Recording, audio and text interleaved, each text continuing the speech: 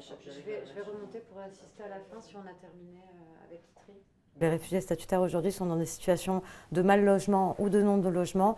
Ça leur permet de trouver une solution temporaire entre 2 semaines et 6 mois, voire plus, pour se poser, pour mieux comprendre la société dans laquelle ils sont, pour rencontrer des Français et surtout pour plus de sérénité pendant cette période qui est une période de stress et d'anxiété aussi. C'est une plateforme numérique qui permet la mise en relation. Ça veut dire que les familles qui souhaitent héberger des personnes réfugiées, comme les personnes réfugiées, peuvent s'inscrire, remplir un profil de façon anonyme ou pas, remplir quels sont leurs goûts, leurs passions, leurs métiers.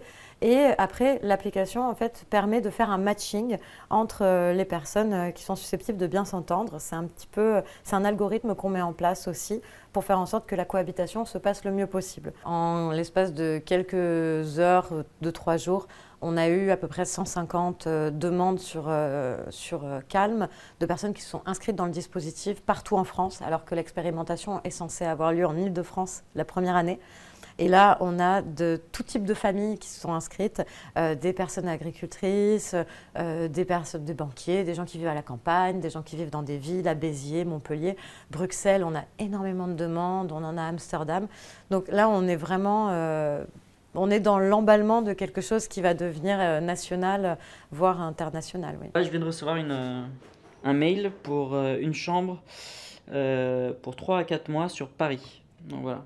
Donc c'est plutôt cool parce qu'on manque de familles sur Paris, en des régions Île-de-France, alors que c'est un des endroits où il y a le plus de réfugiés. C'est social et économique. Et l'idée, c'est de permettre de faire ensemble, aller au-delà du vivre ensemble, de construire ensemble. On n'est pas dans un dispositif d'assistance, on est dans un dispositif de collaboration et de co-construction surtout. Donc, les réfugiés, c'est des entrepreneurs, c'est des talents, c'est des personnes qui sont source de richesse interculturelle, de création d'emplois. Et que si on leur donne aussi une chance et si on améliore les conditions d'accueil, ben, finalement, on peut arriver à une société où le vivre ensemble est complètement possible pour tout le monde. Et on va oublier justement tous les clichés, les stéréotypes négatifs qui justement font souffrir aussi les réfugiés. Regarde, par contre, ça c'est une question. Hop. Si, c'est bon. Femme. Non, il n'y a pas de... Il faut qu'on lui renvoie le... On va l'appeler, faut qu'on lui renvoie